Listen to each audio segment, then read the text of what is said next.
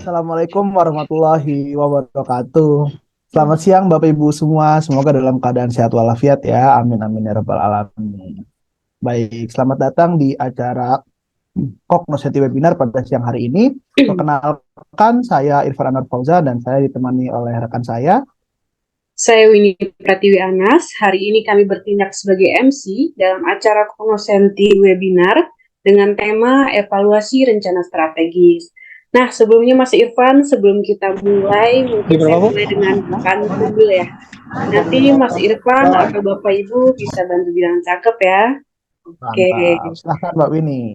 duduk di meja sambil tertawa. Ayah, Cakep, datang sambil bosenar. cakep, Selamat siang hadirin semua. Selamat datang di acara cakep. CCG Webinar. Cakep. Selamat datang Bapak Ibu sekalian. Semoga masih semangat ya untuk mengikuti acara kita pada siang hari ini. Baik, sebelumnya kami mewakili Cognoscenti Consulting Group mengucapkan terima kasih banyak nih atas partisipasi Bapak dan Ibu sekalian dalam acara siang hari ini. Nah, sebagai informasi tambahan, Cognoscenti Webinar adalah kegiatan seminar yang dilakukan secara daring untuk membahas topik-topik terkait kebutuhan manajemen organisasi. Nah, tentunya webinar ini free ya, dan dilaksanakan rutin 1 bulan sekali. Jadi di tahun ini kita masih ada 2 kali lagi nih, Bapak Ibu sekalian. Nah, silahkan mengikuti agenda-agenda webinar kami setiap bulannya. Ya, betul sekali Bapak Ibu. Nah, sebelum kita mulai agenda hari ini, mungkin ada baiknya dulu kami memperkenalkan tentang Cognoscenti Consulting Group atau biasa dikenal dengan CCG. CCG merupakan sebuah lembaga konsultan manajemen yang telah berpartisipasi secara aktif dalam pengembangan dan penerapan praktik-praktik manajemen, baik dalam organisasi pemerintah, swasta, maupun BUMN. Nah, pada siang hari ini kita sudah menghadirkan pembicara yang tentunya sangat menguasai topik yang akan kita bawakan ya Bapak ini ya. Itu ada Bapak Dr. Martinus Tukiran. Nah, beliau merupakan Managing Director dari Cognoscenti Consulting Group dan telah memiliki beberapa pengalaman sebagai konsultan organisasi. Nah, eh, sebelum jadi konsultan, Pak Martinus adalah seorang profesional yang di berbagai grup perusahaan dan tentunya sudah banyak pengalaman dalam bidang manajemen organisasi. Ini saya sapa terlebih dahulu. Selamat siang Pak Selamat Martinus. siang Pak Martin. Selamat siang Bapak Ibu MC. Iya, senang Kan ya udah Pak bisa kayak bertemu Akbar dan gitu kan dari sharing cari gimana cara dan bisa sharing pada siang uang hari ini ini. Pak. Oke, baik mungkin kita langsung saja mulai. Mohon maaf Bapak Ibu sekalian yang mungkin mic-nya belum di-mute bisa di-mute agar tidak mengganggu kelancaran jalannya acara. Oke, baik mungkin kita langsung saja masuk ke acara inti pada siang hari ini yaitu adalah pemaparan dari Bapak Martinus Pikiran kepada Pak Martinus kami persilahkan. Terima kasih Mas Irfan dan Mbak Winnie. Saya share materinya. Materinya peserta terima ya. Ya, nanti kita akan dikirimkan di grup ya Bapak Ibu sekalian materi. Oke. Baik Bapak Ibu, saya tidak menyapa satu persatu karena waktu yang sangat terbatas. Alokasinya kurang lebih setengah jam diberikan ke saya, lalu kita ada waktu untuk diskusi. Tadi sudah diperkenalkan, nama saya Martinus Tukiran. Intinya Martinus itu orang baik, kalau Tukiran itu orang kampung. Jadi kalau digabung artinya orang kampung yang baik hati. Saya lihat ada beberapa nama yang saya kenal. Salam sehat, salam kenal buat yang belum kenal. Salam sejahtera buat kita semua. Bapak Ibu sekalian, sebelum kita masuk ke konsep evaluasinya, saya ingin mereview sedikit dengan objek yang akan dievaluasi adalah Renstra atau perencanaan strategis atau rencana strategis itu sendiri.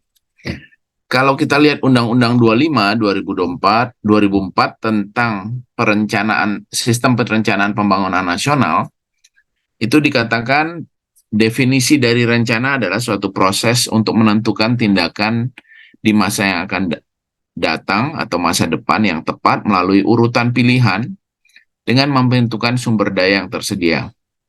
Jadi dalam definisi ini kita bisa lihat, satu adalah memilih dari berbagai pilihan ya. Jadi kemudian dalam perencanaan yang nanti apalagi dalam konteks strategis, intinya adalah kita memilih dari berbagai pilihan yang ada. Nah, kemudian yang kedua, kalau kita lihat, rencana ini adalah suatu instrumen atau alat bantu yang membantu kita di masa yang akan datang. Ada ungkapan nobody plan to fail, tapi many fail to plan. Ini salah satunya adalah implikasi dari pengertian masa depan ini. Jadi membuat rencana itu tidak seperti makan cabai gitu ya, begitu gigit langsung pedes.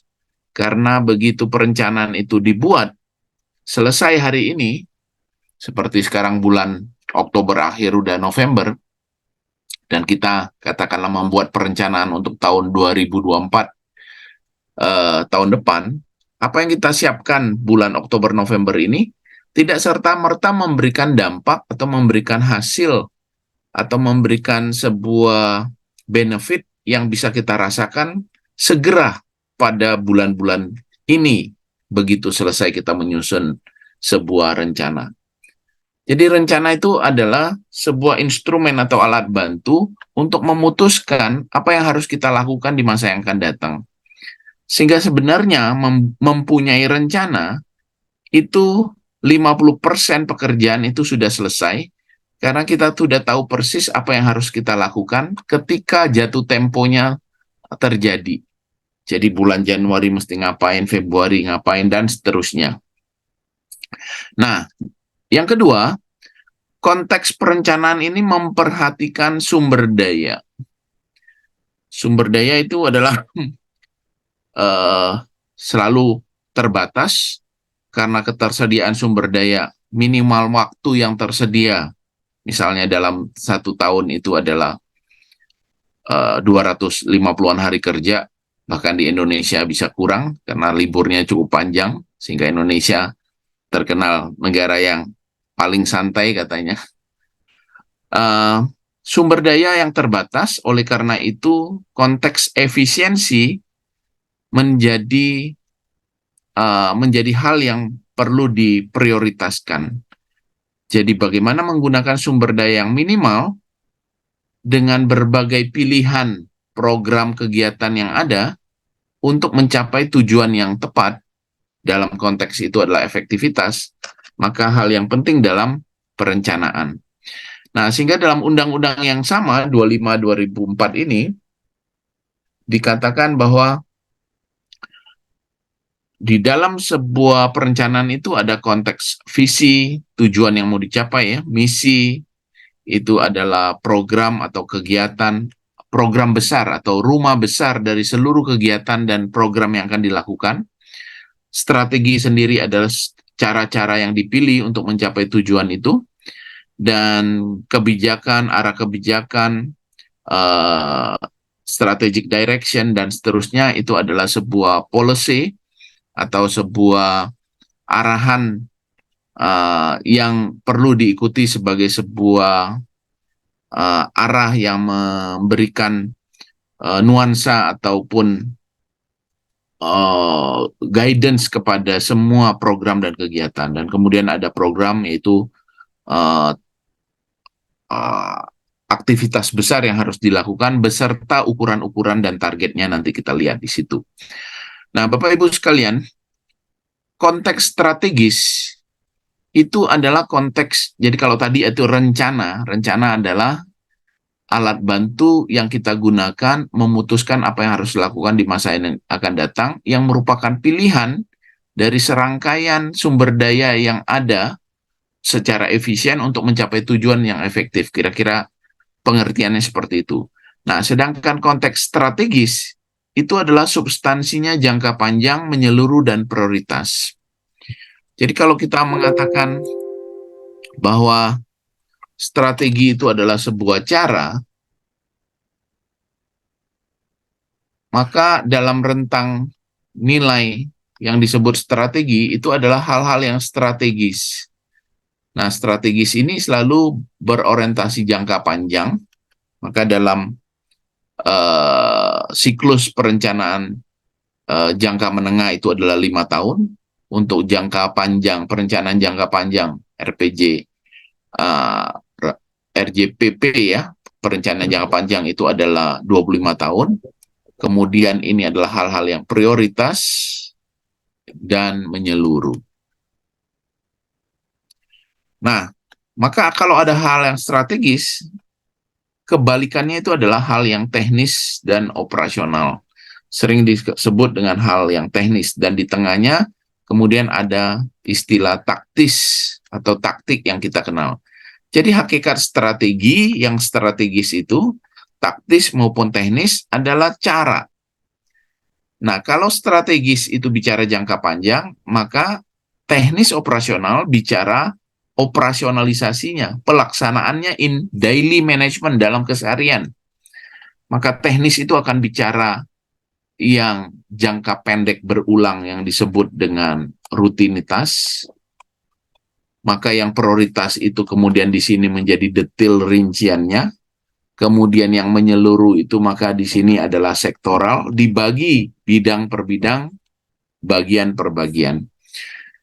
Maka perencanaan strategis itu adalah spektrumnya kita melihat apa yang mau kita lakukan dalam konteks jangka panjang menyeluruh prioritas, itulah substansi dari Renstra di sini, Bapak Ibu sekalian.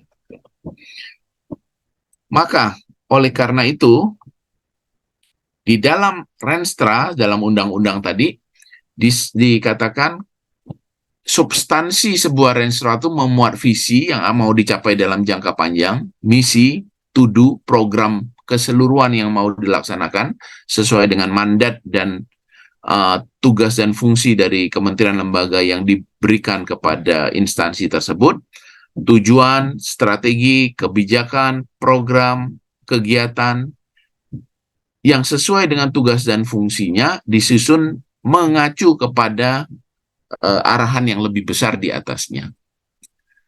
Jadi Bapak Ibu sekalian, Renstra itu sudah diatur substansinya apa saja. Maka ketika kalau masih ingat periode Pak Jokowi, periode pertama dulu dengan nawacitanya, pada rapat kabinet pertama kan disampaikan oleh Pak Jokowi tidak ada visi menteri atau kementerian, yang ada adalah visi presiden. Sebenarnya intentionnya atau maksudnya baik, tetapi dalam undang-undang eksplisit bahwa tetap harus memuat visi, ya. Oleh karena itu ya enggak bisa walaupun ekspektasi pikiran akhirnya loh gila. Ini tentang Renstra. Oh. Oke, kita lanjutkan ya. Nah, sehingga di dalam perencanaan itu dimulai dengan penyusunan substansinya. Seperti sekarang ini kita sudah akan melakukan persiapan, kemudian nanti penetapannya, dan kemudian monitoring, dan akhirnya evaluasi. Nah, secara konseptual teoritik, kita bisa lihat bukunya John Bryson, Strategic Planning for Public and Non-Profit Organization, ya.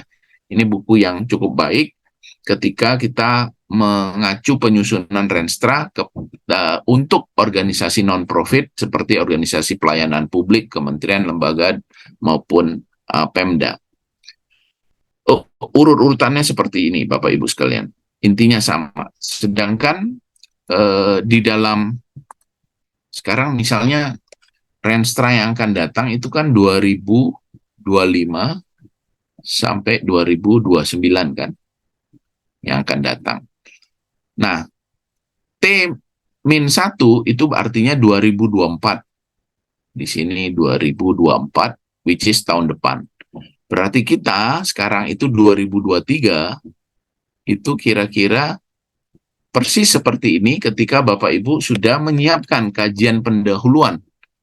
Nah, time frame ini itu adalah berdasarkan Permen Bappenas, ya, PPN 5 2019. Kenapa? Karena permen untuk penyusunan Renstra 2025-2009 biasanya akan terbit itu pada T-1, tahun -1, ya. Jadi sekarang itu masih belum ada di 2023 itu petunjuk teknis atau pedoman bagaimana penyusunan Renstra 2025-2009. Jadi ini kita mengacu masih yang periode yang lama. Tetapi nanti di 2004 kelihatannya pasti akan ada pedoman baru yang di sana kita bisa gunakan untuk perencanaan teknokratik. Nah, kita lanjutkan. Jadi rencana itu pada hakikatnya adalah bagaimana kita menganalisis faktor-faktor eksternal, peluang yang ada di luar, kemudian kita selaraskan dengan sumber daya yang tersedia. Ingat tadi definisi undang-undang mengatakan bahwa perencanaan adalah proses untuk menentukan tindakan yang akan dilakukan di masa yang akan datang yang tepat melalui pilihan dengan memperhitungkan sumber daya yang tersedia. Artinya, Renstra itu memperhitungkan sumber daya, konteksnya adalah yang terbatas dan oleh karena itu perlu kriteria efisiensi, dan peluang yang ada yang ingin kita lakukan, peluang atau faktor-faktor yang akan mempengaruhi eksternal faktor, sehingga pilihan yang ada, berarti strategi itu, rencana adalah sama dengan memilih dengan memperhitungkan efisiensi dari sumber daya dan peluang yang ada di luar organisasi, termasuk ancamannya di sana. Sehingga tidak heran, Bapak Ibu, dalam konteks strategis, kita menggunakan analisis SWOT, misalnya, sebagai alat bantu untuk melihat strength and weakness dan threat and opportunity. Gitu. Nah, sehingga dengan demikian, strategi itu adalah cara yang sengaja dipilih yang nanti menjadi sebuah acuan di dalam organisasi yang ada sumber daya manusia, NSPK-nya, ya, sistem manajemen, SOP-nya, kemudian ada struktur pembagian tugas dan tanggung jawabnya, dan ada budaya kerjanya untuk menghasilkan kinerja. Jadi perencanaan pada dasarnya adalah menentukan apa yang akan kita lakukan di masa yang akan datang yang menjadi acuan bagi organisasi dalam mencapai kinerjanya.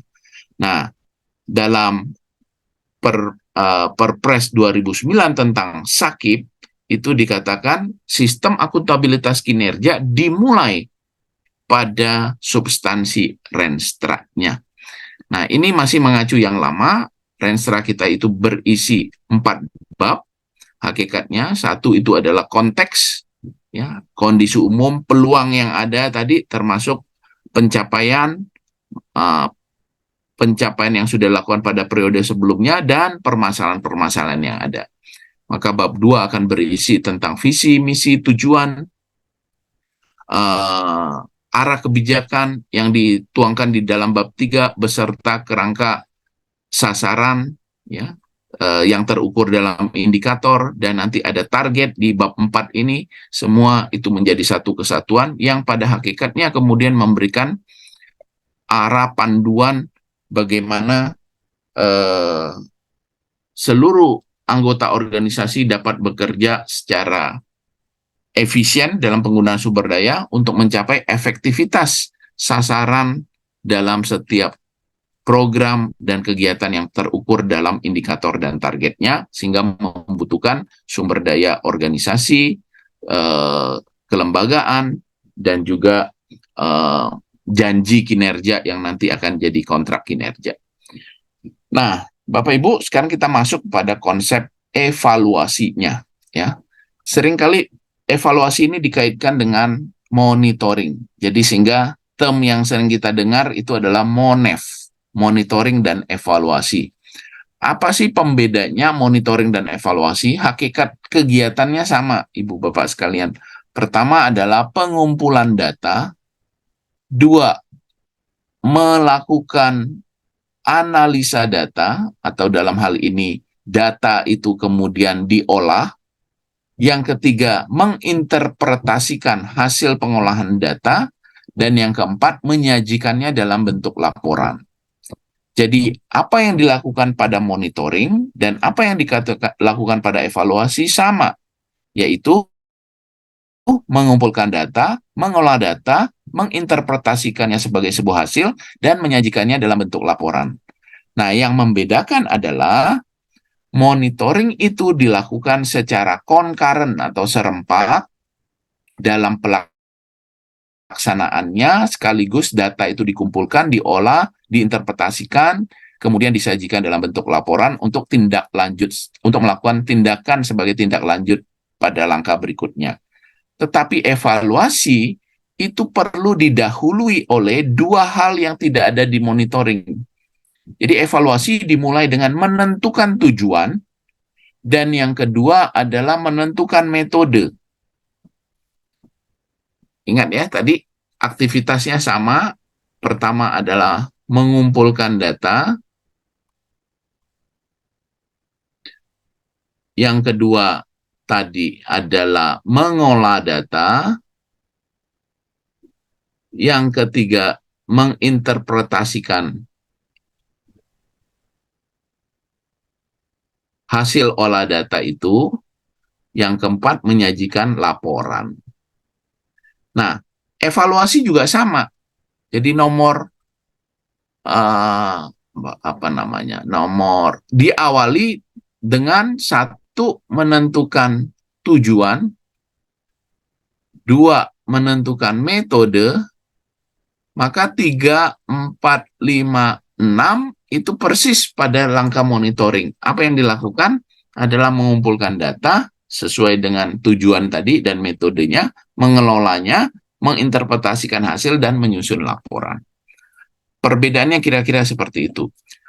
Nah, sehingga di dalam pedoman evaluasi sudah keluar Permen Bappenas ya, Permen PPN, itu nomor 1 2023, bahwa evaluasi itu bisa dilakukan dalam konteks ongoing, dalam bahasa kita adalah monitoring tadi, dan evaluasi itu bisa dilakukan secara ex post facto, yaitu di akhir atau di ujung. Nah, evaluasi inilah kemudian memberikan feedback untuk pada satu sisi merupakan instrumen pengendalian, tapi sisi lain merupakan dasar untuk perencanaan pada siklus atau periode berikutnya. Jadi Bapak Ibu, kalau Renstra kita tadi 2025-2029, berikutnya T-1 berarti 2024, T-2 berarti 2023, maka periode sebelumnya berarti Renstra 2019, Renstra 2020 ya, 2024. Pada tahun pertama dan kedua itu adalah pengelolaan data pencapaian. Berarti ini tahun pertama dan kedua 2020, 2021. Tahun ketiga 2022 itu sudah harus ada analisisnya. Ya. Nah, tahun keempat 2023 berarti kita adalah di tahun ini 2023. Pada periode Renstra 2020-2024 kita sudah harus menentukan tindakan corrective action untuk melakukan intervensi perbaikan-perbaikan yang diperlukan. Jadi konteks ini sebenarnya adalah ongoing evaluation atau dalam bahasa kita tadi monitoring, dengan tujuan memperbaiki pelaksanaan program dan kegiatan yang sudah dirumuskan. Sehingga pada tahun 2025, pada tahun kelima maksud saya berarti di sini 2024, maka ada evaluasi yang menyeluruh, ex post facto-nya tadi. Ada dua objek yang dievaluasi. Objek pertama itu adalah capaian. Objek kedua adalah istilahnya analisis bidang pembangunan, yaitu kita menganalisis substansi perencanaannya sendiri. Jadi kalau capaian ini kira-kira hasilnya, kalau substansi perencanaan ini adalah kita mengevaluasi konteks dari rencana itu sendiri. Jadi pada evaluasi akhir Renstra kita periode sebelumnya 2020-2024, kita ada 2 objek yang harus dievaluasi. Nah, karena itu nanti menjadi sebuah input atau sebuah masukan untuk kita menyusun perencanaan tahun 2000. Berarti di sini Renstra baru 2025-2029 yang pada bab satunya bicara tentang kondisi umum dan pencapaian. Ya, inilah 2 yang kita feedback atau kita masukkan dalam kesinambungan Renstra berikutnya. Baik. Nah, sudah ada PP 39/2006 yang mengatakan evaluasi itu adalah membandingkan sebenarnya antara input sumber daya yang kita rencanakan tadi untuk digunakan terhadap output dan outcome. Output dan outcome ini adalah kinerja. Jadi capaian kinerja kita bandingkan dengan sumber daya yang sudah kita terjemahkan dalam program dan kegiatan. Itu hakikat dari evaluasi Renstra tadi, Bapak Ibu sekalian. Nah, sehingga evaluasi dilakukan di ayat 2 pasal 12 terhadap pelaksanaan RBCMN dan Renstra KL untuk menilai efisiensi, efektivitas, manfaat, dampak, dan keberlanjutan program. Ya, jadi tadi objek yang dievaluasi 2. Saya masuk ke sini ya. Nih, jadi objek yang dievaluasi itu 1 adalah analisis kinerja pembangunan atau bahasa gampangnya adalah capaian, achievement, merupakan penilaian secara sistematik terhadap hasil yang sudah ditulis di dalam Renstra dalam sasaran strategis, sasaran program, sasaran kegiatan yang sudah ada targetnya, dan seterusnya. Gimana? Tercapai nggak kinerjanya? Gitu. Yang kedua, yang dianalisis itu adalah terkait dengan istilahnya analisis bidang pembangunan. Sebenarnya dalam hal ini kita mengevaluasi juga substansi Renstra-nya. Waktu merencanakan dulu, itu konteksnya benar nggak? Asumsinya benar nggak? Sehingga dampaknya itu oke nggak? Kesinambungan yang periode sebelumnya dengan seluruh program yang kita rencanakan, yang terlepas tercapai atau tidak tercapai, itu kira-kira kesesuaiannya, koherensinya, efektivitasnya, dampaknya, keberlanjutannya, itu klop atau enggak. Ya, jadi 1, evaluasi hasil, 2, ini hasil ya gampangnya, ini evaluasi proses perencanaannya sendiri. Hasil perencanaan, proses perencanaan itu dievaluasi. Nah, di dalam Permen PPN Bappenas 1 2023 sudah keluar tata cara bagaimana melakukan evaluasinya. Ya, evaluasi dilakukan saat pelaksanaan, ini yang monitoring tadi istilah kita, yang tadi dalam tabel sudah kita rumuskan nih, tahun 2020, 2021, 2022, 2023 ini harusnya concurrent atau serempak dengan pelaksanaan Renstra 2020-2024 ini, itu kita juga melakukan evaluasi ongoing atau monitoring tadi. Tetapi kita juga mengevaluasi hasil akhir di 2024 tahun depan, yaitu capaiannya dan substansi perencanaannya itu baik atau enggak. Nah, itulah kira-kira yang ditentukan tadi di di Permen Bappenas nomor 1, kita melakukan evaluasi pelaksanaan dan evaluasi akhir. Nah, ini tata caranya, mulai persiapan, analisis data, tadi saya sudah katakan, baik MONEF, evaluasi ongoing itu, ataupun evaluasi akhir atau yang kita kenal dengan evaluasi sesungguhnya, evaluasi ex post facto, itu prinsipnya adalah mengumpulkan data, mengelola data, menginterpretasikan hasil, dan menyajikan laporan. Ya, dengan diawali dua hal, yaitu menentukan tujuan dan metodenya. Oke, nah terkait dengan teori-teori evaluasi cukup banyak.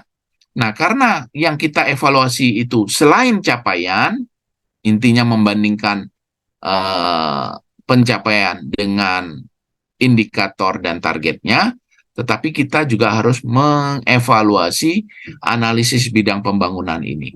Oleh karena itu, saya sangat menyarankan pola evaluasi yang dikembangkan oleh Daniel Staffelbaum ini, yang mungkin kita sering dengar dengan istilah CIPP. C, konteks, I, input, P, proses, P yang kedua, produk. Jadi, kita mengevaluasi analisis bidang pembangunan itu, kita lihat konteksnya itu cocok enggak waktu kita buat Renstra pada periode sebelumnya itu. Ya, mungkin asumsi kita keliru, mungkin waktu menentukan indikator keliru, dan seterusnya. Itulah kesempatan untuk kita evaluasi supaya menjadi pendasaran penyusunan Renstra periode 2025-2029 bisa diatasi kelemahan-kelemahan itu. Nah, yang kedua, sumber daya juga kita evaluasi. Waktu kita merencanakan sumber daya pada periode Renstra 2020-2004, kita lihat cocok nggak penentuan anggarannya, sumber daya manusianya, organisasinya, kerangka regulasinya. Kalau ada yang kurang pas, itulah kesempatan untuk evaluasi supaya perencanaan periode sebelumnya bisa diatasi kekeliruan atau kelemahan atau error elimination dari apa yang sudah dilakukan sebelumnya dan sudah kita evaluasi. Begitu juga proses pelaksanaannya. Mungkin pelaksanaannya ada COVID ya tahun ini, sehingga itu tidak kita antisipasi dan seterusnya. Dan juga kita melihat impact atau dampaknya terhadap perencanaan itu sendiri, sehingga itu pada bagian capaian itu menjadi sebuah justifikasi logis apa yang tercapai dan apa yang tidak tercapai, dan semua itu kita jabarkan dalam konteks atau model CIPP dari Daniel Staffelbaum itu. Kira-kira waktu setengah jamnya semoga saya gunakan dengan bijaksana. Terima kasih Bapak Ibu, mungkin kita nanti masih bisa memperdalam dalam diskusi. Saya kembalikan ke Bapak Ibu moderator.